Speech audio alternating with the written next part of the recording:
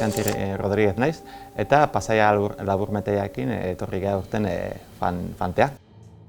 Pasaia da halako kritika sozial bat, pixkate era abstrakto baten irudikatuta, baino alkoholismoari buruz, arazo izan ditzazkeen pertsona batek bere zena galtze duenean eta jute danean bide ilun horietatik. Eta da baita ere, egin dugu aprobetxatu historia hau, nun eta oso era berezian azaltzeko, efektu berezi erakargarri batzuekin, eta baita ere umore, komiki itxura horrekin, baina era berean beti kritika hori lehenengo planuan agertuz.